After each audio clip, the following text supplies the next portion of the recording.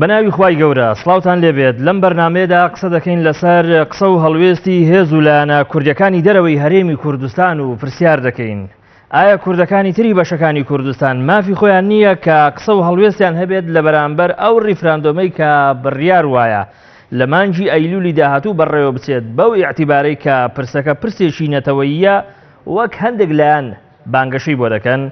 ئایا هەڵوێستی لایەنە کوردیەکانی دەرەوەی هەرێمی کوردستان پرسی ڕێفراندۆمی هەرێمیان زیاتر ئاڵۆز نەکردووە بەهۆی لایەنداریان بە زۆرێکی سیاسی بۆ لایەنێک لە دژی لایەنێکی تر ئایا هەندێک لایەنی کوردی بەشەکانی کوردستان لە سۆنگەی ڕق و دژایەتیکردنی پارتی دیموکراتی کوردستان نەکەوتونەتە دژایەتیکردنی پرسی لا هەرێمی کوردستان ئایا کاتیوە نەهاتووە کە پارتی دیموکراتی کوردستان لەو ڕاستی تێبگات کە بەهۆی سیاسەتی پەراوێستخستنەوە کە ئەم پارتم مارەسەی دەکات تەنانەت لە دەرەوەی هەرێمی کوردستانیش ڕوبەڕووی ناڕزایەتی و سەرکۆنەبۆتەوە ئایا باشتر نییە کە لایەنە کوردیەکانی دەرەوەی هەرێمی کوردستان لەو ڕاستی تێبگەن کە ئەوەی لە هەرێمی کوردستان لە کێشە و ململانێک کە هەیە بەتایبەت لە هەمبەر پرسی ڕێفراندۆم کێشە و گرفتی سیاسی ناوخۆی لایەنەکانی هەرێمی کوردستانە و پێویستە ئەوان بە سلبی تەدەخول نەکەن لە ستۆدیۆی سلێمانی بۆ قسەکردن لەسەر ئەمە هەریەک لە بەڕێزان کاک عەلی کەریمی نووسەر و هەروەها تارا حوسێن وتەبێژی تەفگەری ئازادی لەگەڵمانن لە ستۆدیۆی هەولێری پایتەختیش کاک بەهمەن کاکە عەبدوڵڵا کادری پێشکەوتووی پارتی دیموکراتی کوردستان لەگەڵمانە بەخێرهاتتان دەکەم. زۆر سپاس کاک عەلی با لە بەڕێستەوە دەست پێ بکەم خۆت دەزانی لەوەتای قسە و باز لەسەر بابەتی ڕێفراندۆم دەستی پێکردو ئێستا لە هەرێمی کوردستان لە ناوخۆی هەرێمی کوردستان دووبارە هەیە دوو بۆ چوونی جیاواز هێلانی کەم لەسەر لە بەرامبەر ئەو زروفەی کە تێیدا پێویستە ڕێفراندۆم بەڕێوە بچێ ئەگەر تەجاوزی هەرێمی کوردستان بکەین قسە بکەین لەسەر دەرەوەی هەرێمی کوردستان پارچەکانی دیکەی هەرێمی کوردستان هێز و لایەنەکانی دیکەی دەرەوەی هەرێمی کوردستان هەڵوێستی ئەمان ینی چۆن دەکرێت قسەی لێ بکەین. حقیقت ئەوەیە کە جە پێشدا سڵاو بۆ خۆت و بۆ تاراخان و میوانەکەی هەولێرێ و هەموو بینەرانی خۆشەویستی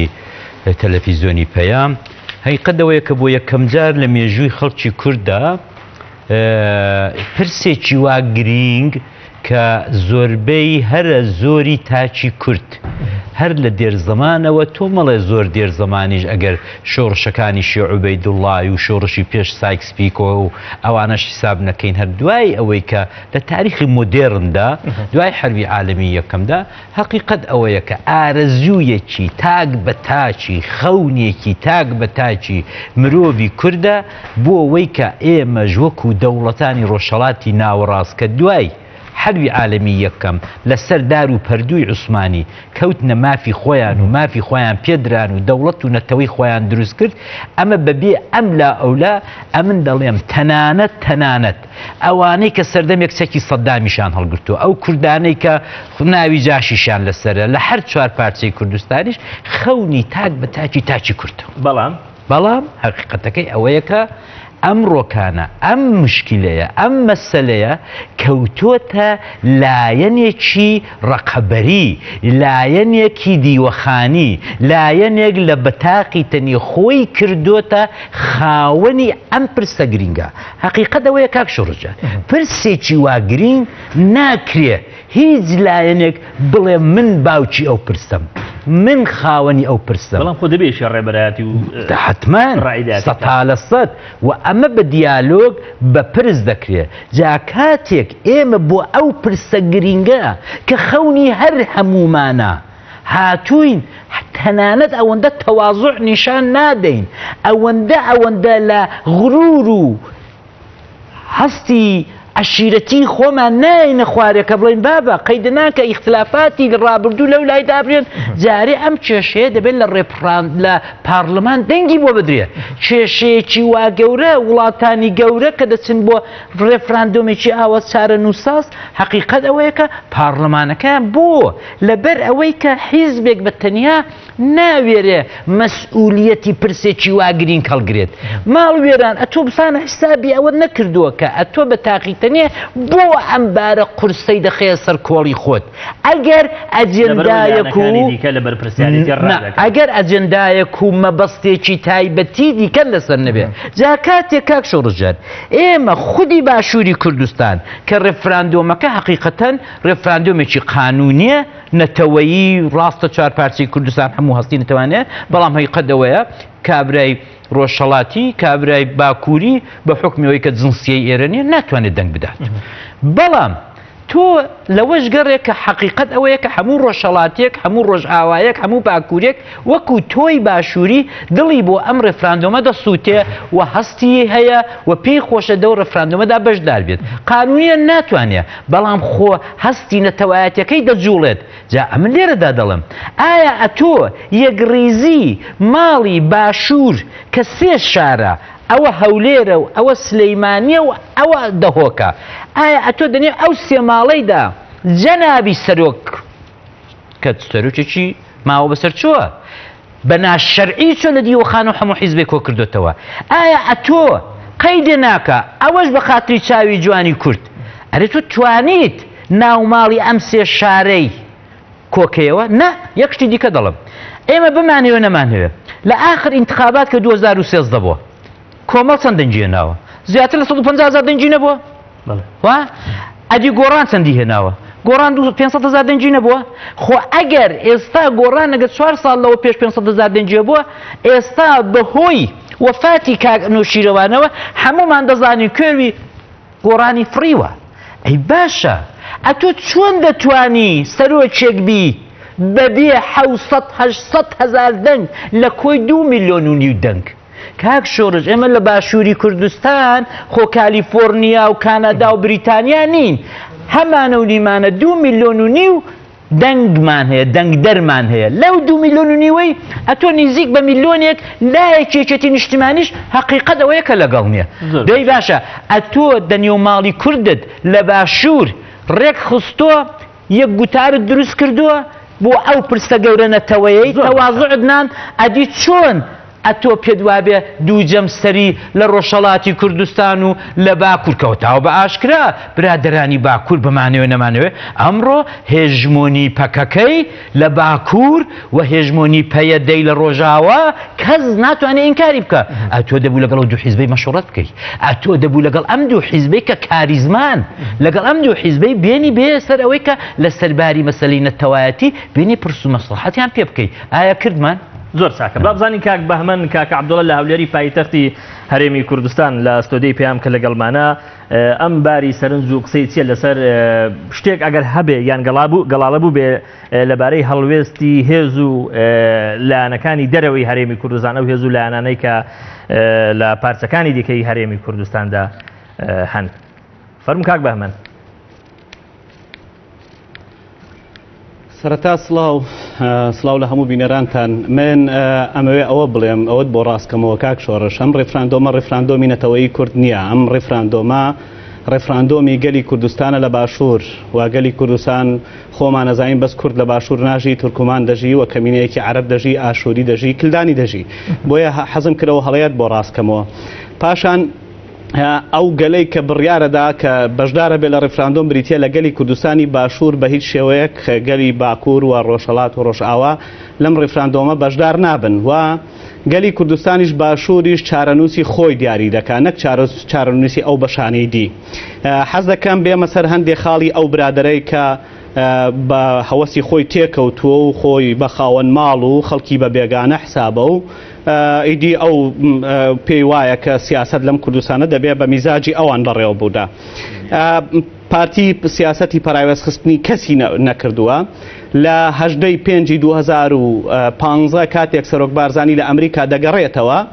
لەوێ پێشنیارەکە کە ئەو کات هیچ کێشەی سەرۆکایەتی هەرێم و کێشەی پەرلەمان و کێشەیەکی تریش لە ئارادانە بوو هەموو حزبەکانیش بەشدار بوون لەو کۆبوونەوەیە بە گۆڕان و کۆمەڵی ئیسلامیشەوە پێشنیاری کرد کە دەبێ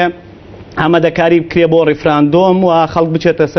بڕیار لە چارەنووسی خۆی بدا هەر ئەو کات بڕیاردرا غورفەی عملیات بۆ ئەوە دروست بکرێ بەڵام دواتر گەڕانەوە سلێمانی و کودەتای 23 حوزەیرانیان دروست کرد و ئەنجامەکەشی دوای پەککەوتنی پەرلەمان و ئەوانی لێکەوتەوە. خاوەنی ڕیفراندۆم گەلی کوردستانە، پارتی بەتەنیا خاوەنی ڕیفراندۆم نییە و بەڵام ئەوەی سەرکێشی و قیادەی ئەم پرۆسەیە کردووە لە ئەوڵ تا ئاخیر وەلەی پەشیمان نەبووەتەوە، هیچ زەختی پەشیمانی نەکردوێتەوە. سەرۆک بارزانیە و سەرۆک بارزانیش وەکو سەرۆکی هەرێمی کوردستانی شەرعی کە ئێستا بەو برادرە دێسەلمێنم. ئەوانە داعشیان تێکشکاندووە، ئەوانە خاوەنی ڕیفراندۆمن. ئەوانەی لە باشوور بەرگەی برسێتی و نەهامەتیان گر ئەوانە خاوەنی ڕیفراندۆمن. ئەوانەی کە کوڕەکانیان کردە قوربانی ئەم وڵاتە ئەوانە خاوەنی ڕیفراندۆم، نەک خەڵکێک کە لە دەرەوەی کوردستان هاتۆ میوانە لێرە ئەو بە ناوی خەڵکی کوردستانەوە قسە بکە و حەقا موقعی خۆی و شوێنی خۆی بزانێ و بزانێت چۆن قساکە. ئەوانە خەڵکانێکن جنسیان نییە، ئەسڵەن ئێوە بۆتان نیە دەنگیش بدەن. بۆیە ئەگەر پێتان دەکرێت قسەی خێر بکەن، ئەگەر پێتان ناکرێت چکە تۆ لەوەتی هەی لە وڵاتەی ئەژیت بە میوانی ئەژیت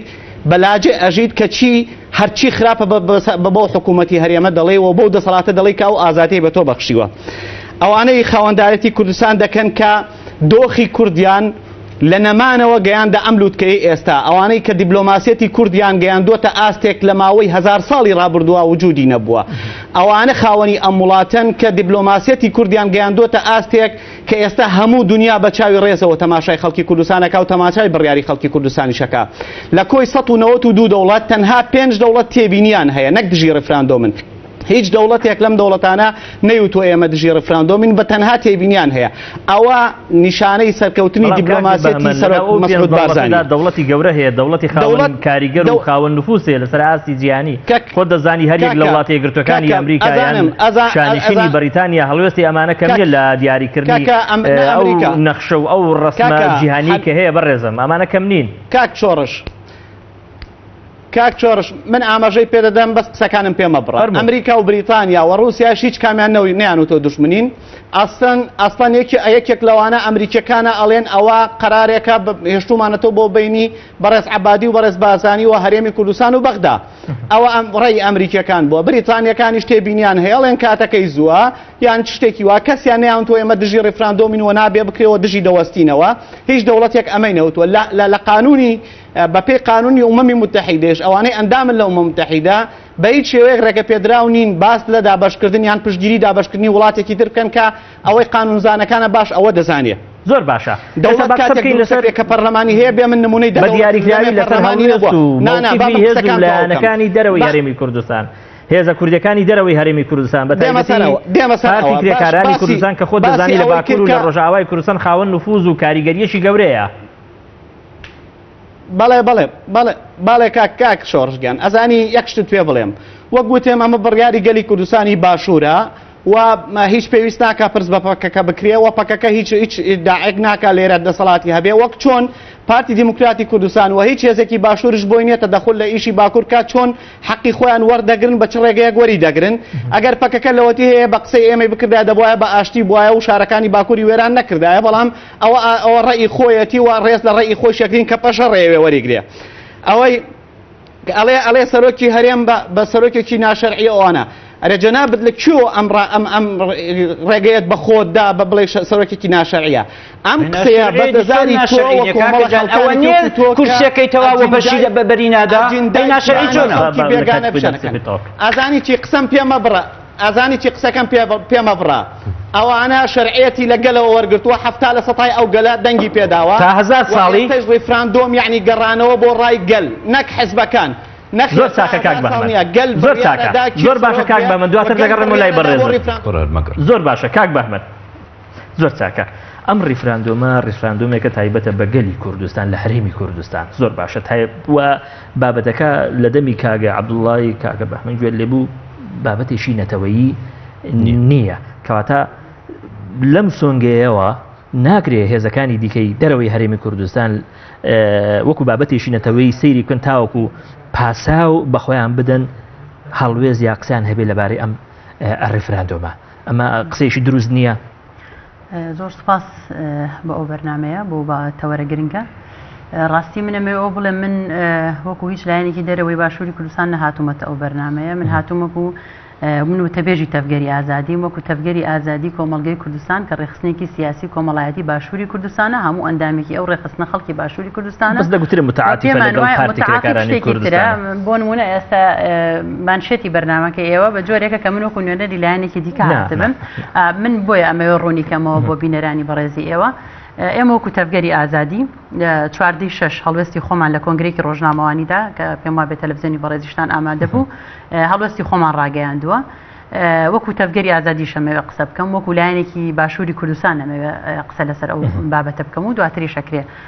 چەندە گرێدراوی پرسیینەتەوە یە قسەی لەسەر بکەین. هەڵبەتە هاوڕام لەگەڵ ئاخاوتنەکانی بەڕێز کاک عەلی لەوەی کە من بۆ خۆمان وەکو تەفگەری ئازادی ئێمە دژی سەربەخۆی کوردستان نین بە دڵنیایەوە دژی پرۆسەی ڕێفراندۆم نین و لەگەڵی ئەبین هەتا دوایی بەڵام وەکو زۆرێک لە خەڵکە ئازادی خوازەکە سەیری خطابتان دەکەین بە تایبەتی خطابی ئەو هێزانەی کە لە دەرەوەی پارتی و ئەو هێزانن کە لە دەرەوەی لە دەوری پارتی ئەوانەی خۆیان بە ئۆپۆزیسیۆن نەزانن بە دڵنیایی ئەوانەی خۆیان بە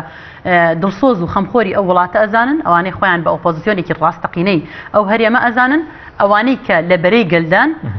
بەڵامەکە لەوێدایە چونکە ئەو کەسانە قوربانیان داوە بەڕاستی من پێم وانە ئەوەی کە دیبلۆماسیەتی پێشخستووە ئەوەی کوردی بە دنیا ناساندووە ئەوەی شەڕی داعشی کردووە بنەماڵەیەک بوو بێیان شخصێک بوو بێیان سەرکردەیەک بوو بێ بە پێچەوانەوە ئەوە گەل بووە ئەوە کوڕ و کچی هەژاری ئەو گەلە بووە ئەوە پێشمەرگە بووە ئەوە شەڕوان بووە گەریلا بووە ئەوانە بوون کە خاکیان پاراستووە شەڕی داعشیان کردووە ئازادی کوردستانیان فراهم کردووە کوردیان بە دنیا ناساندووە ئەمە شانازیکی گەورەی پێویستە هەموو یەکێک لە ئێمە شانازی بەومەوە بکات. بەڵامەکە ئێمە لە چیدایە ئێمە خەڵکی ئێمە لە باشووری کوردستاندا لە ئێستادا موچەی نییە لە ئێستادا کارەبای ینی بەم گەرمای هاوینە کە تۆ ئەزانی پلەی گەرما 49 بەڵامە بینی کارەبای نیشتیمانی 10 ساعت بۆ 12 ساعت هەیە. باشە ئێمە هێشتا سەربەخۆیمان ڕانەگەیاندوو هێشتا کەس نەکەوتۆتە دژایەتی ئێمە کە ئەبێ خۆمان بۆ ئەمانە ئامادە بکەین لە ڕەوشێکی وەهادا ئێمە ئەمە کارەباکەمان بێ سبەینێ وەزعی ئەم گەلە چی خەم و قوربانی ئەوێ باشە قوربانی ئەوێ ئێمە ئەتوانین ئێستا کۆمەڵی ئامادەکاریمان هەبێ ئێمە ئەتوانین خاوەنی سەربەخۆیەکی ئابووری بین بەڵام ئمە هەموو ئابووری خۆمان خزمەتی دەوڵەتی تورکیا کێشەی ناوەخۆی خۆمان نییە وەکو هێزە ناوەخۆیەکانی هەرێمی کوردستان ئایا هێزەکانی دیکەی دەرەوەی هەرێمی کوردستان بوویان هەیە لەسەر ئەم کێشە ناوەخۆیانی ئێمە کار بکەن جارێ ئەگەر ئێمە ئەگەر وەکو هێزەکانی باشووری کوردستان تورک بەڕێز ئەحمەد تورک لەم ڕۆژانە کە قسە لەسەرەوە دەکات کە پێویستە پەرلەمان کارا بکرێتەوە بۆی ڕێفراندۆم ساز بکرێت ئەنجام بدرێت ئەمە مشکلی ئەم بەڕێزەیە بەڵێ با من پێشەوە بڵێم لەسەر ئەمە بکە باشە ئێمە سەرەوەش بەڵام ئێمە وەکو هێزە سیاسیەکانی باشووری کوردستان بە حسابکردن بۆ ڕایگەل ئێمە کەی گەیشتوینەتە ئاستی بڕیارێک کە بزانین حزبەکانی دەرەوەی باشووری کوردستان چیاڵێن لایەنەکانی پارچەکانی دیکەی کوردستان چیاڵێن بەڵام وەکو ئەوەی کە پەکەکە یان ئەحمەد تورک یان دەمیرتاش یان کەسایەتێکی وەها ئەگەر قسەیەک لەمەیا بکە بێگومانین لەوەی کە ئەوانیش لە بەرژەوەندی گەلدا ئەوانیش لە بەرەی گەلدان و ئەوانی شەیانەوێ بۆ خزمەتی چونکە ئازانی ئێمە بیرمان نەچێ ئەم غڕوریەتەی کە ئەم برادەرانە دەستیان تێداوە یاخود تێ ئەڕوانن ئەمە لە خۆبایبوونێکە پێم وایە ئەنجامەکەی کەوتنێکی زۆر پیسە بێ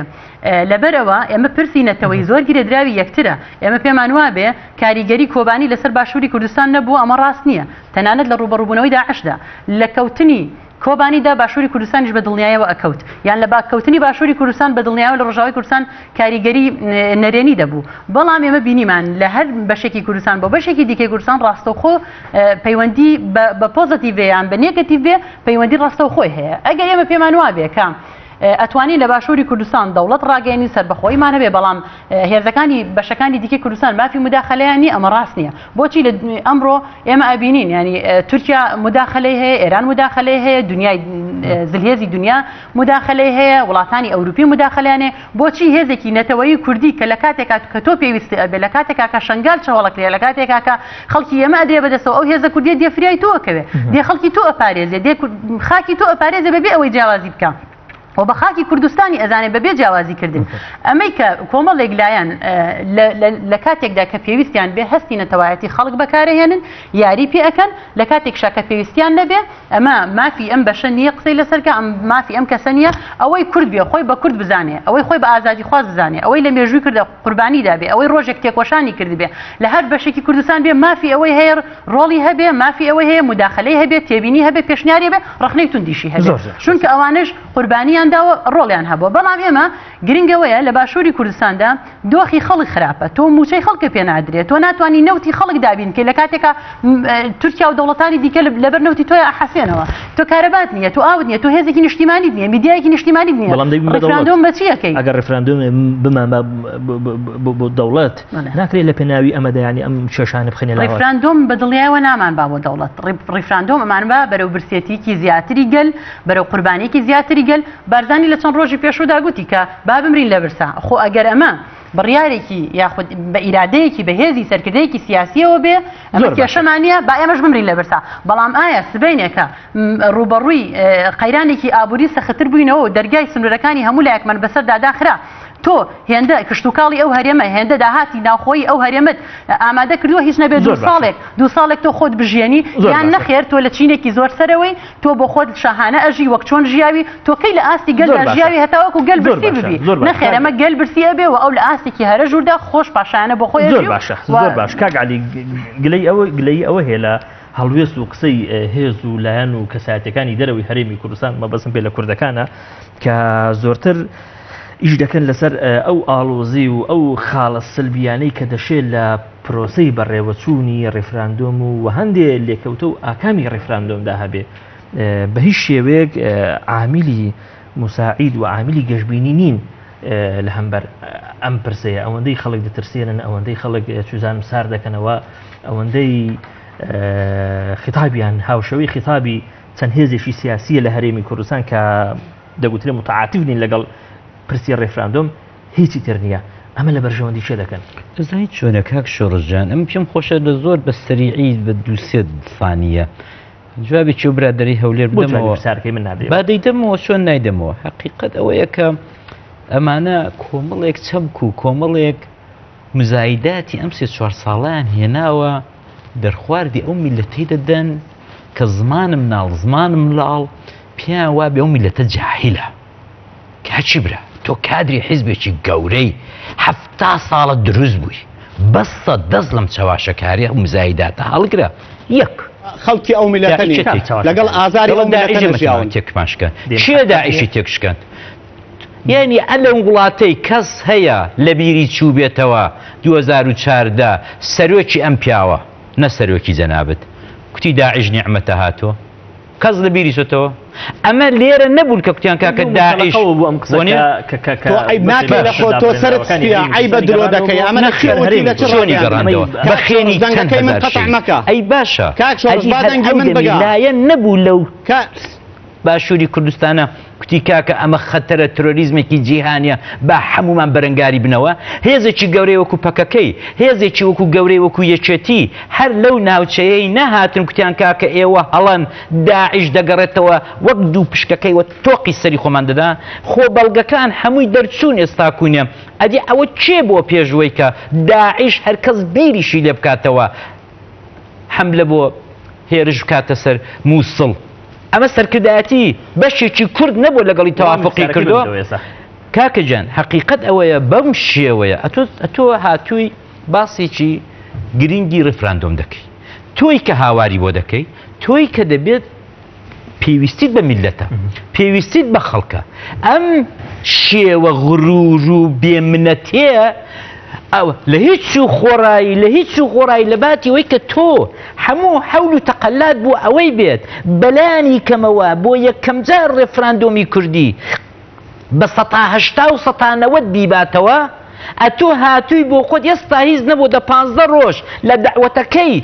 دیوەخانەکەی سەری ڕەش نەگوزەراوە ئەتۆ دوو بەرە دروست کردو چی ئەو دوو بەرەی دروست کردووە ڕێفراندۆم بەرەیە دەگوتری هێزەکانی دەرەوەی هەرێمی کوردستان لەسەر تۆخکردنەوەی دەکەن نەخێر ئەسڵەن وانە جا با پێ دڵم ئەوە دوێنێکانە ئەوە برادرانی کەجەکە و برادرانی ئەحمەد تورکوانە بە سەراحەتی هەموو قسەی خۆمان کردو قسە لە سەرێکی حکوومەت دەکەن ئەمن کابرایەکی ئیندیویدم ئەمن دەڵێم هیچ کەسێک حتا جاشەکەش ئەگەر دژی ڕێفراندۆم و دژی سربەخۆی کوردستان بێ بۆی هەیە شایانی وێ سنگ باران کرێت ئەدی ئەتۆ بۆ بەم نێوە دەنووسێنی ئەتۆ دژ کاکە ئەمە دژی ڕێفراندۆم نین دژی ئەو کەسەی کە ئەو ئاڵایی هێناوە بۆ ئەجێندایەکی تایبەت بەخۆی کاکە حەقیقەت ئەوەیە هەموو جارێ ئەم وڵاتەی من و تۆ بە قەیران بەڕێوە دەچێت هەموو جارێ تۆ سەیری کە 2013 کۆنگەرەی نەتەوەی نەگیرا لە هەولێر هەمومان نەچوین من ئەندامێکی کۆنگەرە نەبووم نەچوو بۆ کۆنگەرە ئەمن هەمووی بەیانان نەدەچوومە هەولێر و ئێواران دەگەڕامەوە ئەدی بۆ سەری نەگرت کاتێک سەری دەگرت کات مەسعود ماوەی سەرۆکایەتی تەواو ببوو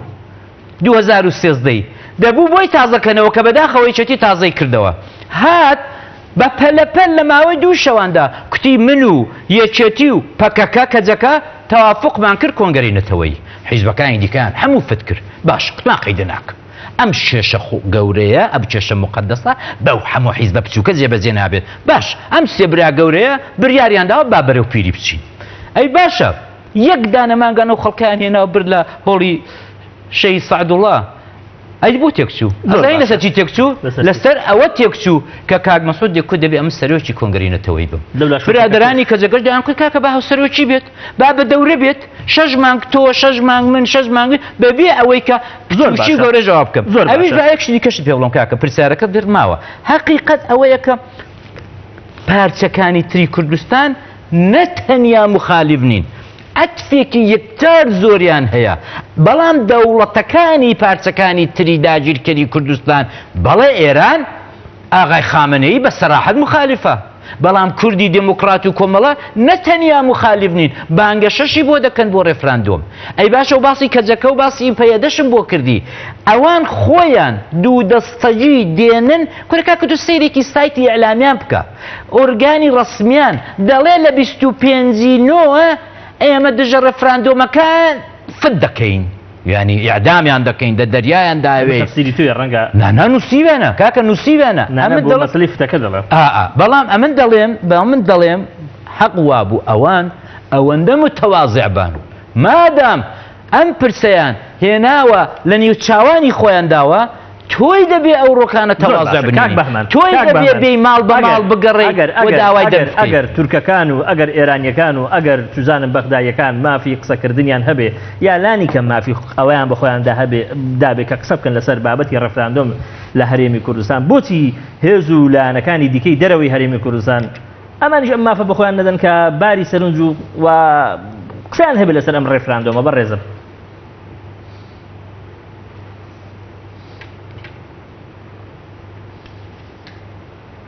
جارێک کاک شۆڕش حەز دەکەم ئەگەر کاتم نادەیت تێ باس تۆدیۆکەت بەجێ بێڵم بڕۆم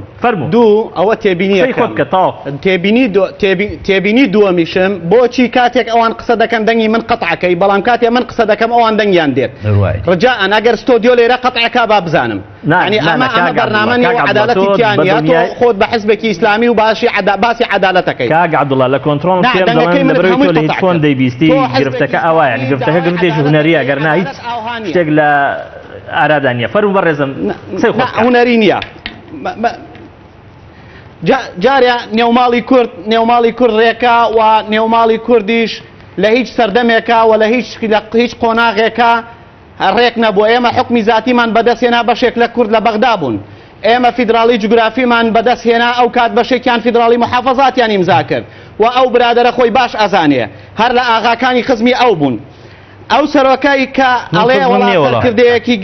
سەرکردەی گەل دیبلۆماسیەتی کوردی نەبردووە هەموو خەڵکی ئەندامانی کورد دیبلۆماسیەتی کوردیان بردووەتە دنیا هەر ئەو سەرۆکە بوو کە فڕۆکەی بۆ کۆبانی هەڵسان هەر ئەو سەرۆکە بوو قەناعەتی بە تورکیا کرد کە پێشمەرگە بڕۆ بۆ کۆبانی ئەو کاتێوە هاوار و ناڵەتان بوو لەسەرەوەی کۆبانی دەڕوخەیە ئەگە کۆبانی بڕوخەیە باشوور دەڕوخان نەخێر باشووریش نادەڕوخا ئەوە باشوور بوو فریای کۆبانی کەوت مادام ئێوە ڕێیتان وایە کە ئەبێ ئێوە ڕێیتان هەبێ ئەوانش بڕیار بدەن ئەوانش بچون بۆ کۆبانی تکایە قسەم پێ مەبڕا تکایە قسەم پێ مەبڕا قسەم پێتان نەبڕ فێری ئوسوڵی مناقەشە بن ئەوە پێشمەرگانی کە چوون بۆ کۆبانی دەبایە ئەوانش بڕیاریان لە چارەنووسی ڕۆژ ئاوا بدایە نەک ئەوەی کاکین ئەوە مەلا مستەفای بارزانی و هێ خۆی و هێزی پێشمەرگەکەی لە کۆماری کوردستان کاتێک قازی بڕیاریداکە تەسلیم بێ بۆ ئەوەی خەڵک نەکوژرێ خۆ مەلا مستەفا مقاومەتی یەکرد لەسەر داوای قازی محەممەد سەحبی کرد ئەکرا بڵێ وەڵا نابێ دەستیم بی دەبێ مقاومەتکەی نەخێر لەبەرەوەی ئەم کوردی باشوور بوو و سەرۆک کۆمار بریتە لە کوردی ڕۆژهەڵات و خەڵکی ناوچەکەیە بێ ئەو بڕیاردا ئەمە نمونەی تاریخین بۆ ئەوەی ئەو برادران ئەگەر خوێندەواریان نییە بیزانن ئەم غروریەتە چێ غروریەتی گرتووە ئێمە تەنها بە یەک شت غروریەت ئێمە تەنها بە یەک شت غرورە بین تەنها بە کوردبوونمان غرورە بین لە کوردایەتیە سەر بۆ هیچ کەسێک دانانوێنی هیچ دوژمنێکی کورد مێژوو شاهیدا ئێمە سەرمان نەکرد بەژێر عەبای مالکی و عەبای ئاغاکانی عێران و سوژدەمان بۆ گۆڕەکەی ئەتاتورک نەبرد لە پێناوی مەسلحەتی سیاسی ئەوە تەنها بارزانیە غروریەتی کوردی بەو بەرزێ هێشتوتەوە بە مالکی وت دەبێ ئەم کوردستانە کە خوێنی تیاڕژا دەبێ ئەم جارە بۆ فیدراڵی نەبێ بۆ سەر بەخۆی بێ ئەوە بارزانی بوو چەندین جار لە چەند بۆنا لوتی یەکەیەکەی نارەکانی کوردیشکان ئەوە بارزانیە ئێستا بە سەر ڕای ناڕازی تورکیا و ئێرانیش پێیان دەڵێ 25 ساحبکردنی نییە ئەوە ئەو غروریەتە کوردیەیە کە بارزانی هەیەی کە کوردبوونیەتی نەک هیچی دیکە دەبێت پێشمە دەڵێ سەرۆکی ئەم پیاوە وتوێتی وایە سەرۆک بارزانی وتوێتی داعش نەحمەتە وەڵای عیبە تۆ بە ڕیشی سپیەوە درۆ دەکەی بەڕاستی عیبە یەک بەڵگە یەک نووسمە یەک لێدوانی دەنگی ئەمە بوختانێکی ئاشکرایە ئەمە درۆیەکی ئاشکرایە کاکشۆر دەبێ پێی بڵێ درۆ ئەمە لەکوێ وتوێتی پێمان بڵێن ئەو هێزانە کێ بوون کە شەڕی داعشەکەین ئەی بۆ ئەو هێزانە بوون ئەی بۆ ئەو هێزانە دوای وتیان بارزانی تووشی شەڕی داعشی کردین بارزانی یەکەم جار ڕێی وا بوو کە ئێمە هەر کەسێک پەلامارمانەدا شەڕی بە وەکالەت بۆ کەس ناکەین ئەو بارزانیە کە هیلالی شیعی ئاغاکانی تێکشکاندووە ئەو بارزانیە کە بە 1800 پێشمەرگەی شەهیدەوە سنوور و خاڵی کوردستانی دیاری کردووە نەک خەڵکانێک بێن کەس نازانێ ئەجندای کوێ جێبەجێەکەن بێن ئەمڕۆ بەست بارزانی بڵێن شەرعێتی تۆ نییە شەرعێتی لە گەل وەرگرتووە وەگەل ئەو بڕیاری داوا پێی و ئەنجومەنی شورای هەرێم بڕیاری داوا پێی و هیچ هێزێکی سیاسی کوردستان بەوانش ئەمڕۆ قسە لەسەر بارزانیەکە زۆر باشە ئێستا وەڵامی پرسیارەکەی من بدەوە زۆر باشە بۆ وەڵامی هەندێک لە قسەی ئەو بەڕێزانە وەڵامی پرسیارەکەی من بدەوە ئەگەر تورکیا و ئەگەر ئێران و ئەگەر ئەمریکا و توزانم هەموو هەرچی ینی مافی ئەوە بەخۆی بدا کە قسە بکە هەڵوێستی هەبێجا بە ئیجابیان بە سلبی ئەمە شتێکیە لەسەر بابەتی ڕیفراندۆم بۆچی هێز و لایەنەکانی دیکەی دەرەوەی هەرێمی کوردستان پارچەکانی دیکەی کوردستان مافی ئەویان نەبێیان ماف بەخۆیان نەدەن کە قسەیان هەبێت لەسەر بابەتی ڕیفراندۆم کاکێ شۆڕژگار من نەموتوە هیچ هێز و لایەنێک بە هیچ شێوەک بۆی نییە قسە بکە من وتومە ئەمە ڕیفراندۆمی گەلی باشوورە ئەگەر ئەوانەی ڕۆژهەڵات کە هەمویان مووقفیان زۆر پیاوانە بووە حزبی دیموکرات حزبی کۆمەڵا و پارتی ئازادی و پێشمەرگەکانی پارتی ئازادی لە سەرەتای شەڕی داعشەوە لە بەرەکانی جەنگن لەژێر ئاڵای کوردستان هەروەکو هەمان شێوازی مەلا مستەفا لە کۆمار بەشداری کردو ئەوانش بەشداریان لە باشوور کردووە ڕێی خۆیانیش ناسەپێنن دەکرێت بابەتی ڕیفراندۆم لە هەرێمی کوردستان تایبەتە بەگەلی باشوور بەگەلی کوردستان ئەمە ئەگەر وایە بۆچی خطابی ئیعلامی هێزەکە کاک بەمەن هەموو ئەوانە بەخائینی نەتەوەیی ناو دەبا کە بۆچوونی جیاوازیان هەیە لە هەمبەر ڕیفراندۆم بۆچوونی جیاوازیان هەیە لانیکە لە حیزبەکەی بەڕێزت بۆچی بەخائینی نەتەوەیی مادەم وایە ینی تۆمەتباریان دەکەن نەخێر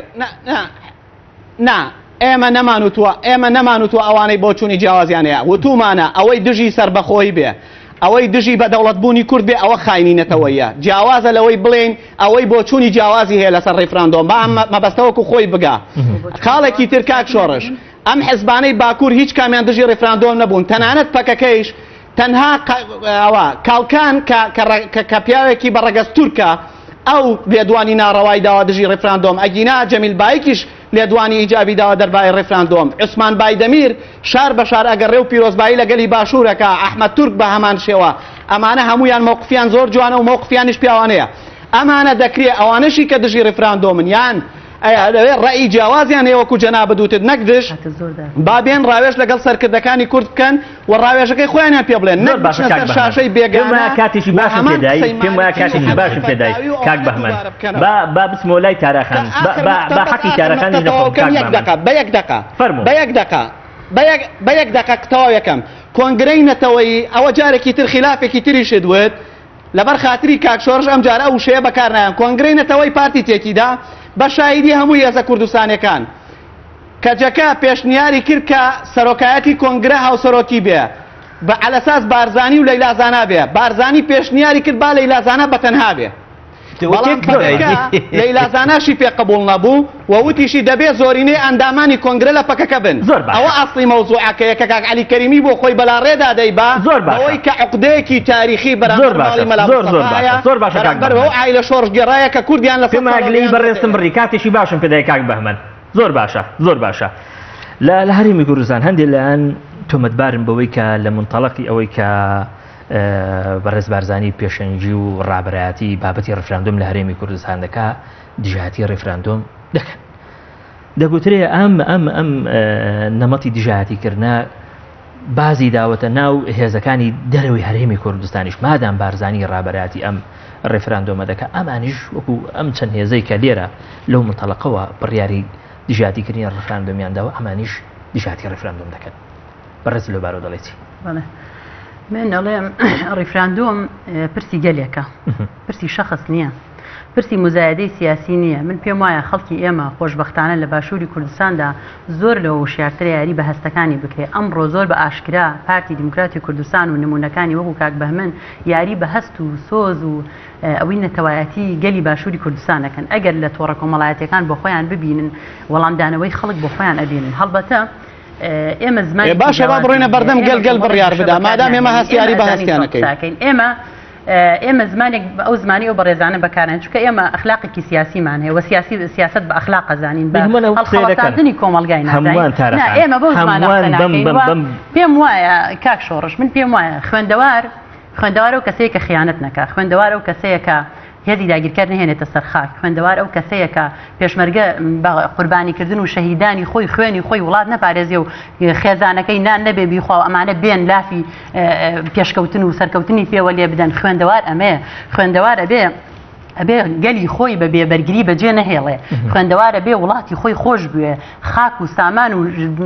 سامانی ژێر خاک و سەرخاکی خۆی تاڵان نەکە نەیدا بەدەست داگیرکەرانەوە ئەویش چەکی پێ بکرێ و دیسانەوە گەلی خۆتی پێ قەتڵ و عام بکە خوێندەوار ئەبێ ئەم کەسانە بێ خوێندەوار قسەی گەورە و شەهادات نییە لەسەر امتیازی حزب و لەسەر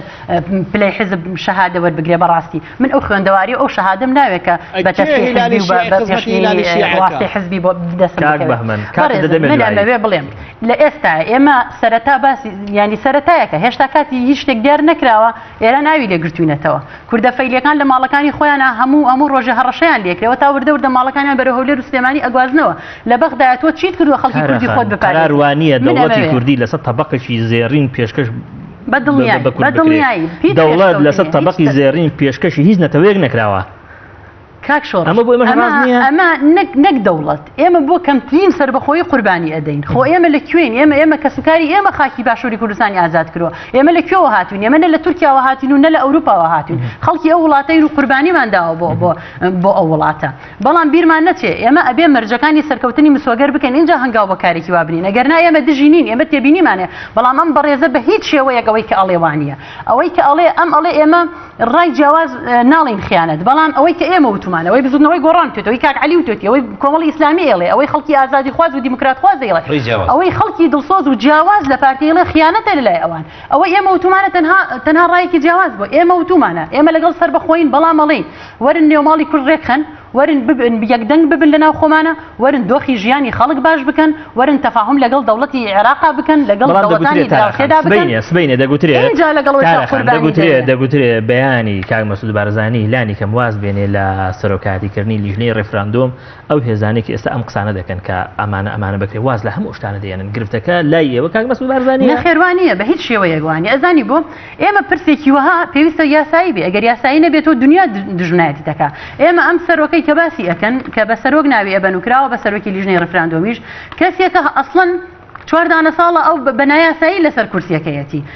دوای ئەوە چ کاتێک ئەم حیزبانە ئەم دەسەڵاتە چ کاتێک حسابی بۆ ڕای گەل کردووە ڕای گەل پەرلەمانە تۆ هاتی بە دوو پۆلیس و ئاسایش ڕای سەدان هەزار گەل تۆ بنپێ ئەەکەیت و حسابی بۆ ناکەی تازە دەیتەوە باسی ڕای گەلەکە یان لە چوارچەوەی بەرژەوەندیەکانی خۆتە من ئەمەوێ کورت و پوختەوە بڵێم پارتی دیموکراتی کوردستان و ئەوانەیشی گرێدراوی خۆین و ئەوەی کاک عەلیش باسی کرد لە دیوەخانێکا بە سەرکردایەتی چەند مەکتەب سیاسی چەند حیزبێک کە خۆی لە چوارچەوەی کۆمەڵێک بەرژەوەندی ئابینێتەوە لەگەڵ ڕێزما کە خەڵکی خەباتکاریشی تێدایە ئەیانەوێ قۆناغێک دروستکەن چونکە ئەزانن شکستەکانیان بەرەو ئاخارێکی وەها ڕۆیشتوۆی لە کەوتندایە وە کۆمەلگا و گەلی ئێمە ئیدی ئەم جۆرە لە سیاسەتکردن قبول ناکە ئەمانیش دەزانن کە کۆمەلگا ئەمە قبول ناکە هاتوون بۆ ئەوەی وەکوڵێ ڕووی ڕەش سپیکەنەوە بۆ ئەوەی شکستەکانی خۆیان داپۆشن هاتوون ئەڵێن ئێمە ڕیفراندۆمەکەن ڕیفراندۆمەکە اینجا بەدەیان ساڵی تر خەڵکی تۆ بێ لە برسا بمرێ وەزعی چۆنە ئەڵێ من لە قۆناغی ڕاگوزاریدام من بەرەو دەوڵەتە ڕۆم ئەبێ تۆ قبوڵی کە ئەبێ بمری لە برسا ئەبێ فەردەیە برنج بە ئەبێ بە $1000 لە بەڕێزت قبوڵە با لە منیش وەکو هاوڵاتیشی ئەم هەرێمی کوردستانە بە تاکید هەر قبوڵە بەڵام دەشێک عەلی ئەم قسە بکە میوانم من باوەڕم ئەوە حاڵا هەڵگیری پرسی دەتەوەیی بە خۆی دەڵێ کاک مەسعود ئاڵاگری پرسیێت بەوانە کێبوون کاکتخوا ببوورە من کاتم زۆر کەم بوو هیچ قسەم نەکردیانی ئەوانە کێبوون یانوت سایکس بیکۆ تەواو بوو ئەم دروشمانە هی کێ بوو ئەی کاک عەلی میوانە و پەکەکە میوانە و کێ میوانە ئەی سایکس بیکۆ چییە خۆ هەمان ذهنیەت نییە ئەی ذهنیەتی پارچەکردن هەمان ذهنیەتە من ئەمە یەک نقطەی تر بڵێم کاک شۆڕش ئەگەر کاتم بێ بزانم نیوەی ئەو بەڕێزانە قسەم نەکردیانی بەڕاستی من ئەمەوێ بڵێم مەرجەکانی سەرکەوتنی ڕیفراندۆم چین تۆ هەموو مەرجەکان لە ئێستاوە بنکەوتو خستووە یەک کاک مەسعود لاچێ پارتی لە وڵات نەمێنێ ئەوە دوو نەخێر سەروەری خاکی تۆ کە 140 زیاتر سەروەری خاک با پەکەکەش لە قەندیل بڕوا ئەمیش خۆم سەروەری ئەم هەرێمی هێزێکی کوردی وڵات پارێزە چۆن لە قەندیل بڕوا کوردی وڵات پارێزی کوردستانی تورکیا بەڕێز نەخێر نەپەکەکە هێزێکی کوردستانیە بە هەدەیان و سەدان شەهیدی باشووری کوردستان لە کفری و خانەقینەوە شەهیدی پەکەکە هەیە هەتا با دینار ئەمە بخەینە ئەولاوە وەکوتر تۆ هێزی داگیرکرد دەیان بنکە و بارەگا من بۆ خۆم بە چاوەکانی خۆم لە ئامێدی و لە شیلازی و لەو ناوچانە هەمووی بینیوە بەر لە دوومە هەموو ئەمان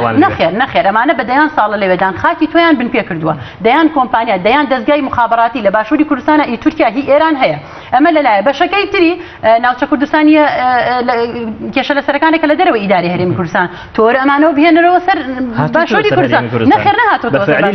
تۆ ناتوانین ڕاپرسیدا لە ئامادەکاریەوە نەکراوە لە ڕاپرسیشدا کاتت دەدەمێ بە تاکید کاک شۆڕش ئابووری سەربەخۆی ئێمە کامەیە هێزی نیشتیمانی ئێمە کامێت تۆ دەوڵەت ڕاگەری سەربەخۆی ڕاگەری کامە هێزی نیشتیمانی هێشتا کات فڵان و بەڕێز فڵان لیوای تایبەتیان هەیە هێزی نیشتیمانی دەگوترێ سەیر نییە هێزەکانی دەرەوەی هەرێمی کوردستان یان هەندێک هێز لە دەرەوەی هەرێمی کوردستان کە هێزی کوردیشن دژایەتی ئەم ڕێفراندۆمە بکەن هیچ سەیر نییە بۆ چونکە ئەوان هەل لە ئەوەلەوە لە 91ەوە لە 92ەوە کە ئێمە هەڵبژاردنمان کردووە پەرلەمانمان دروست کردووە ئەزمونێکمان دروست کردووە بە ناوی ئەزمموی حکومەتی هەرێم هەر شتێک بێ ئەمانە هەر لە سەرەتاوە لە دژی ئەزمموی هەرێمی کوردستان مەبەستت هێزە کوردستانیەکان بەڵێ بنمونە دیموکرات و کۆمەڵە ئەوە 25 ساڵە خەباتی خۆیان قەدیس کرد و دەڵ لەبەر ئەزمموی باشووری کوردستان ئەزمونەکەشەوە پەکەکەش کوا لە وڵاتی باشوورە شوێنێکە پێی دەڵێن قەندیل وەڵڵاهی بەس شۆڕژگەر خاوەنێتی چێ شۆڕژگەر بۆ ئەو خاوەنێتی وەنیە بەدڵێ بەڵام ئەگەر نۆبەمە بە تۆزێک نوکتەیەکی خۆشی بکەین ئەم پیاوە تۆ هێناوتە لە هەولێرەوە نە بەخوای نایکەمەوە تاوە درۆزنی پێکوتم چی پێکتم وەڵڵاوە بیلله تەڵای کاک شۆڕژ ئەمن لە 79ەوە دژی کۆماری ئیسلامەوە کە دەڵە ئاغاکانە ئەمن شەڕدا خوشکم دایکم باوکم هەبووی لە سجن و لە تەبعید و لە سنووری دامغان تێدا چوون دایکێکی پیرم ماوە لەو ئایلە گەورەی خوشکم 18 ساڵ بووە ئەو ئەرێ بە گۆڕیش ئەمن لە 78ەوە ئەوە ئەیدی ئەو کادرانە کۆرا چۆن نیمە ئەم کادرانەی پارتی فێری ئەوەی بوون دەڵێ درۆ بکە لەسەر شاشەی کاک شۆڕژ لەسەر تەلەڤیزۆنەکەی کەیەنیان لەسەر تەلەڤیزۆنەکەی خوان هەتا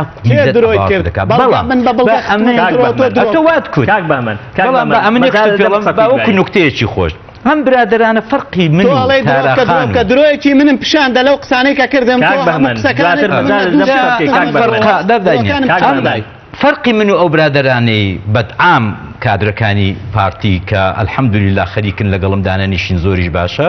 چونکە بەڕاستی مستەوای سیاسی و مستەوای تەمەن و مستەوای تەجروبەی ئاکادمیان زۆر لە خوارەیە کاکە ئەتۆ لە دایک نەبووی کە من پێشمەرگە بووم ئەخ دەبڵان لە بۆ کێدانیشتوی ئەمە والله نازانم ئێوە لە مستەوای ئێمە زیاترم کامە مستەوای تاجۆ بگرە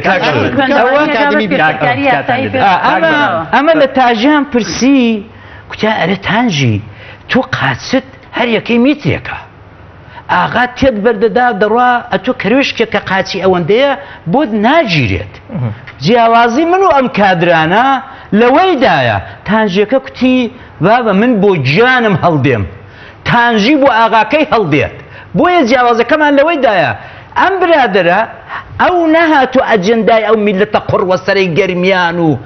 ڕاپەڕین و قەڵات زێکە ئێستاوە دوین و پێری ئاوەکەیان لێگرتوتەوە کەس نازانێ ئێران بۆ یەک جێوای کرد ئەگەر ئەوە نەبێت ئەگەر بێ فکری نەبێ بێ پلانی نەبێت ئەتۆ چۆن ئیجازە بە خۆت بدەی یاری بە چارەنووسی میلەتێکەوە بکەی ئەخر کاکە دەبەسە ئەتۆ 4-5 ساڵە هەموو ساڵە دێی دەڵێی بەهارە ئەوە تاوە سەر بەخۆین پێ دوای دەڵێ وەڵی نەبوو ئێستاش کاکە جان ئەوە دوو مانجی ماوە زۆر درەنگ نیە برای عەزیزم دیسان دێوە سەر ئەو تەلەڤیزیۆنەی پێشت عەیب نابێ کوڕە کاکە ئەم ڕێفراندۆمە ئاوا ناکرێت بەبێ یەکێتی میلەت بەبێ یەکێتی هەموو دەنگەکانی باشووری کوردستان ئێستا تۆ لە پارچەکانی دیکە گەڕێ بەبێ وان ناکرێت کاچی براکەم ناکرێت لەسەر قسەی کۆتایی کاگە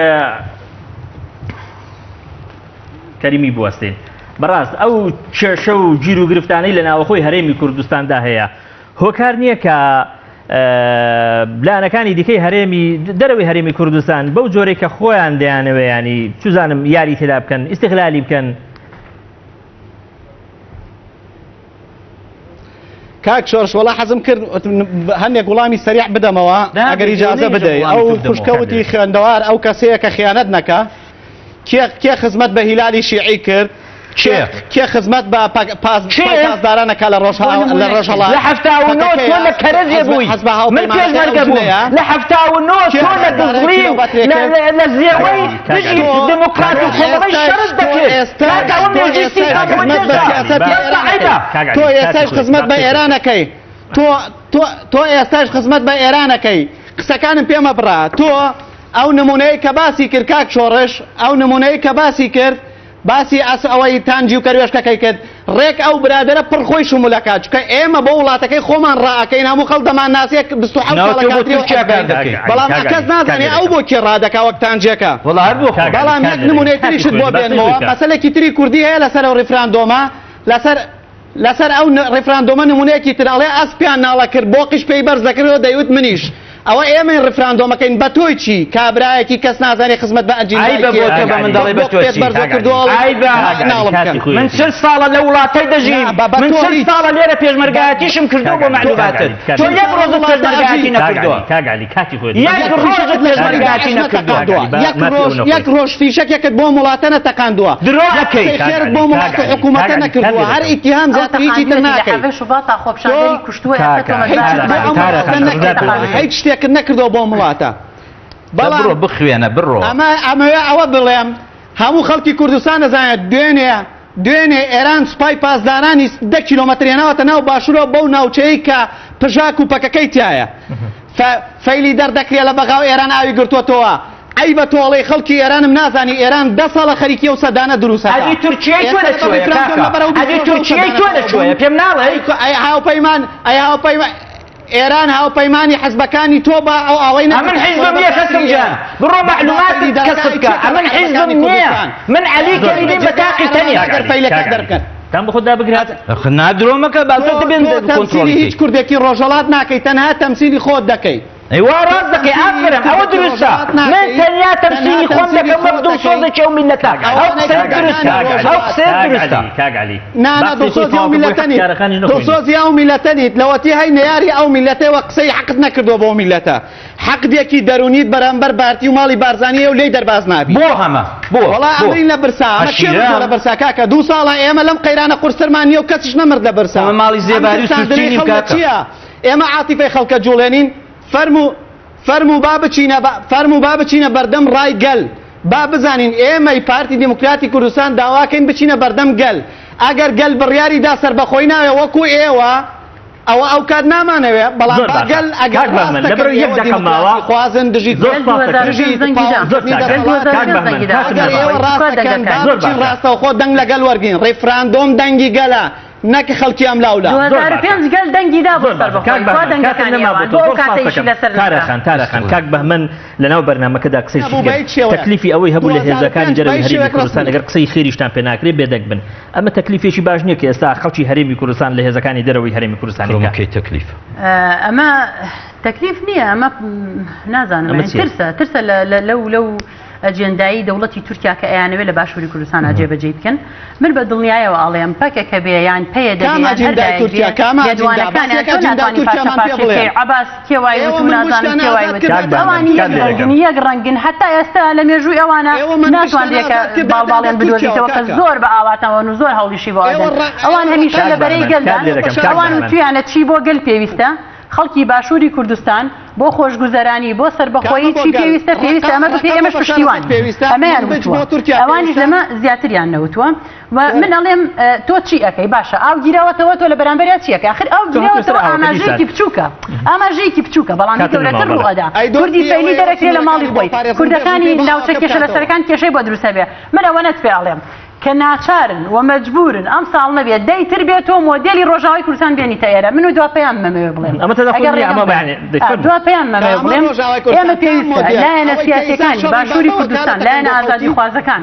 لایەنە دیموکرات خوازەکان پرۆژەی هاوبەش کاری هاوبەش پێکەوە بە گوێگرتن لە ڕای خەڵک بە ڕاوێشکردن و بە بەشداریکردنی بە هەموو لایەکەوە بە بەشداریکردنی کەسایەتی ڕۆشنبیر مامۆستایانی زانکۆ ڕۆشنبیران ئەوانەی کە گرێدراون بەم بابەت ئەوانەی کە لە بەرەی گەلن پێویستە کار و پرۆژەی هاوبەش پێشکەن بەم ڕەنگە نەبێ بەڕاستی دەوڵەت ئەسڵ کاری بۆی دیە بەڵام بەڕێی من مادام مەسەلەکە لەسەر ڕێفراندۆمە حتا متمانەی گەل بۆ ئەو کەسەی کە ئاوا هەڵگر و پەرچەمدارە متمانەی گەل بۆ ئەو نەگەڕێتەوە ئەم ڕێفراندۆمە سەرکەوتوو نابێت کاک بە من مادام دێڕێکم دا فەرموو بە حەقی تۆش نەخۆم تۆ دوای گلەیینەکەی فەرموو دیێڕەکەی من ئەوەیە باشووری کوردستان گەلی باشووری کوردستان بڕیارەداوە ئەو سەرۆکەی کە سەرۆکی ئەم وڵاتەیە و سەرکردەی تێکشکانی داعش و دیبلۆماسیەتی کوردیا ئەو ڕایی گەڕاندۆتەوە بۆ گەل خۆی بەتەنها بڕیاری نەداوە دەڵێ گەل لە 25 نۆ بچنە سەر سندوقەکان چارەنووسی خۆتان دیاریکەن ئەوە ڕای گەلە نابێت کەسیش لە ڕای گەل بترسێ ئێمە ڕای گەل وەردەگرین زۆر باشە من کۆتایی ئەڵێم گەلی باشوور هەمیشە قوربانی دەستی سیاسەتە عەقڵیەتە پاڵانخوازیە پیاو سالارانە عەشایەرە دیوەخانبازیەکەی ئێوە بووە بەزەیتان بە خەڵکی باشووری کوردستان تەمگەری ئازادی زۆر سپاس دەکەم کاک عەلی کەریمی نووسەر هەروەها کاک بەهمن کاک عەبدوڵڵا کادری پێشکەوتوی پارتی دیموکراتی کوردستان کە لە ستۆدیۆی هەولێر کار دەکەم لەگەڵمان بووی زۆر سپاس تۆش دەکەم زۆر بەڕێزم سپاسی وەش دەکەم بینارانی بەڕێز تا لە بەرنامەیەشتر پێتان دەگەمەوە هەموو لاک بەخوای گەورە دەسپێرم خواتان لەگەڵ دەستی وەش سپاسان دەکەم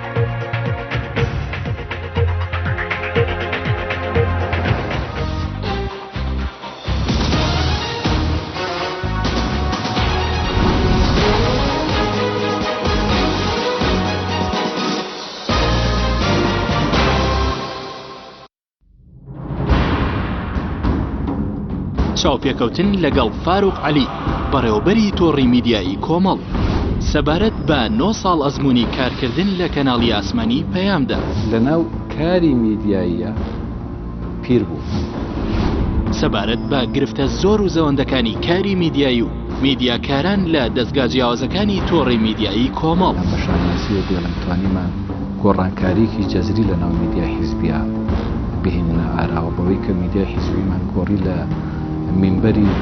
تاکەکانی حیزبەوە لە گوازەرەوەی هەواڵ و چالاکی حیزبیەکان بە تەنها کردمانە میدیایەکی جەماوەری و گشتی سەبارەت بە زمانی زبری میدیایی و ئازادی لە ناو کەناڵی حیزبیدا نەخێنە میدیایەکی زبرن میدیایەکی ڕاستگۆین و نامانەوێت کە چاو لە حەقیقەتی ڕووداوەکان بپۆشین سەبارەت بە هونەر و دراما و ستاتیکا لە کەناڵی پەیامدا ئێمە مستەزەماتەکەیمان بۆ ئامادە کردووە هەموو شتێک ئامادەیە ئەگەر ئەنجومەنی سیاسی مۆڵەتمان پێ بدەن بەوەی کە کارێکی وا بکەین بێگومان لە کەمترین ماوە دەتوانین کەناڵێکی وا بکەینەوە. سەبارەت بە زمان و ڕۆحی بە شەیتانیکردن لە میدیادا دۆزەخێک لەلایەنی بەرپرسانەوە بۆ هاوڵاتیانی هەرێمی کوردستان سازێنراوە دەیانەوێت ئێمە قسەشی لەسەر نەکەین دەیانەوێت میدیا چاوی لێ بنووقێنێ ئەگەر میدیا لەسەر ئەم حەقیقەتانە چاوی نوقان کەواتە پێناسەکەی خۆی لەدەستەدا متمانەی هاوڵاتی لەدەستەدا. سەبارەت بە وەرگرتنەوەی زمانی سیاسی لە سیاسیەکان و خۆ سەرپشکردنی میدیا لە کوردستاندا ئەوە خەتای ئێمە نییە کە میدیاکەمان بە میدیایەکی ئۆپۆزیسیۆن دەدێتە قەڵەم چونکە لە زۆنگێکی دیاریکراوە خەڵک لێپرسینەوەی لەسەر بکرێتەوەی کە نابێت بۆ فلانە میدیا فیسانە میدیا قسە بکەین. لەم چاوپێکەوتنەدا کۆمەڵێک پرسیاری جەوهری لەسەر بارودۆخ و داکەوتەی میدیایی دەکرێ و وەڵامەکانیشی وەردەگیرێتەوە.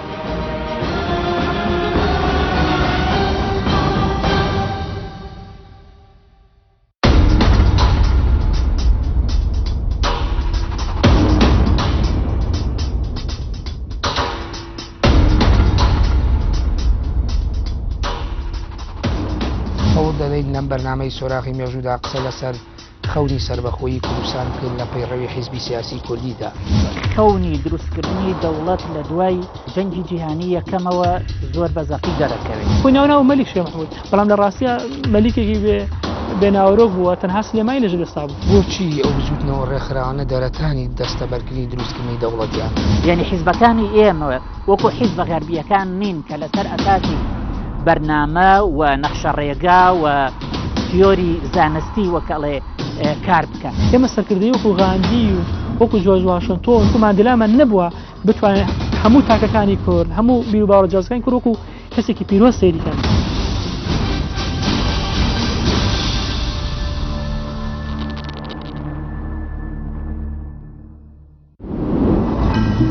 تۆپ ئارت تاکە بریکاری تۆڕی میدیایی کۆمەڵ بۆ دروستکردن و بڵاوکردنەوەی ڕیکلام. تۆپ ئارت.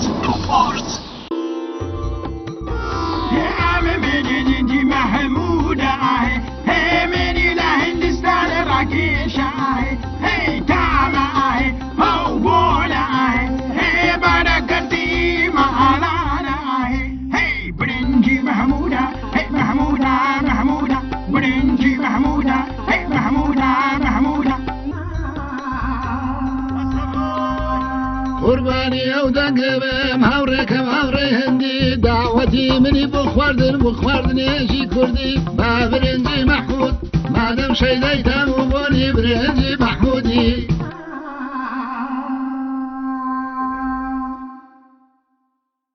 نوێترین ئۆفەر لە کۆمپانیای ئەسێەوە ئێستا مۆبایلی زیرەکی ئەسێ Q5S 4G LTE کە بە فینگرپرینت کار دەکات بە قستی مانگانەی تەنها 59,000 پێشەکی و مانگی تەنها 14,000 دینار. نوێترین مۆبایلی زیرەک و پێشکەوت و بە نزمترین نرخ بۆ تۆی خۆشەویست. ئەسێ Q5S 4G LTE. کۆمپانیای بەیزا لە پێنە و بەرەنگاربوونەوەی قەیرانی دارایی و پێشکەشکردنی باشترین ئامری کارەبایەتی نۆماڵ کۆمپانیای بەیزا بووە بریکاری گشتی کۆمپانیای زەمگی ئیتالی. هەروەها فرۆشتنی بەرهەمەکانی باقیستی هەژدەمان بە هاوڵاتیان سەلاجە و مجەمیدە هەموو جۆرەکانی سپلێت تەلەڤیزیۆن و تەباخ و مڕەشەح فرن و مایکرۆ گسکی کارەبایی غەسالەی جلشتن و قاچشتن. بەیزا مامی هاوڵاتیان. لە سوپەرمارکێتی فۆریو سنتەر وەک هەمیشە بەردەوامین لە داشکاندنی نرخ بۆ هاوڵاتیان. ئەمجارە بازاڕکردنەکەت بێنە سوپەرمارکێتی فۆریو سنتەر. لێرە هەرچیەکت بوێت بە نرخێکی ئەرزان بەردەستە. لە سوپەرمارکێتی فۆریو سنتەر گەراجێکی گەورە و تایبەتی هەیە بۆ ئۆتۆمبیلەکانتان. لەناو سوپەرمارکێتەکەشدا شوێنی تایبەت بە یاری منداڵان ئامادەکراوە.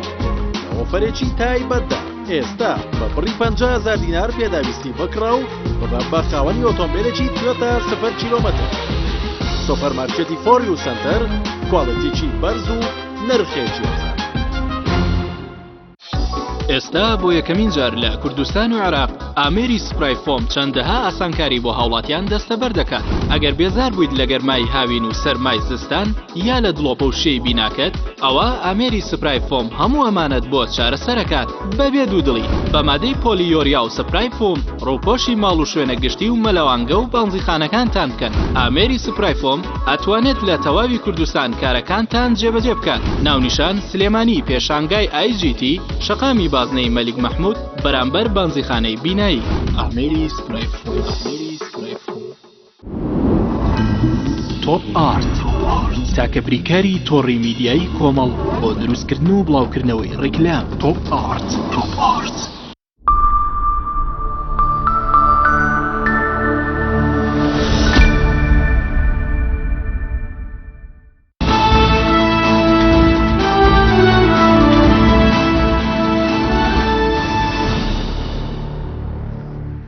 بسم الله الرحمن الرحیم بینەران و بیسەرانی پێیان سڵاوتان لەبێ کورتێکی هەواڵەکانتان پێشکەش دەکەین. حەیدەر عەبادی سەرۆکوەزیرانی عێراق کۆتایی هێنانی داعشی لە شاری مووسڵ ڕاگەیاند. لە بەیاننامەیەکدا نووسینگی عەبادی ڕایگەیاند بەردەوام دەبین لە ڕاودونانی چەکدارانی داعش لە هەر ناوچەیەکی عێراق تا و کاتی هەمویان دەکوژرێن یان بەدیل دەگیرێن. لە حوزەیرانی 2014دا ڕێکخراوی داعش شاری مووسڵی داگیر کرد. دوای 2 ساڵ لەو بەروارە لە 17 تشرینی دووەمی ساڵی ڕابردوو پرۆسەی کۆنتڕۆڵکردنەوەی بەری خۆرەڵات و لە 19 شوباتی ئەم ساڵیش ئۆپراسیۆنی گرتنەوەی بەری خۆراوەی شارەکە دەستی پێکرد. ژمارەیەک هێلیکۆپتەری سەربازی لە ناوچەیەکی ژێردەسەڵاتی داعش دەنیشتنەوە. بەپێی چەند گرتەیەکی ڤیدیۆیی 7 کۆپتەری سەربازی لە ناوچەیەکی ژێردەسەڵاتی چەکدارانی داعش لە باشووری کەرکووک دەنیشتنەوە. بەپێی زانیاریەکانی پێیان هێلیکۆپتەرەکان یەکێکیان بارەڵگر بووە و لە جۆری شینۆکی ئەمریکی بۆ شەشەکەی دیکەش لە جۆری ئاپاچی و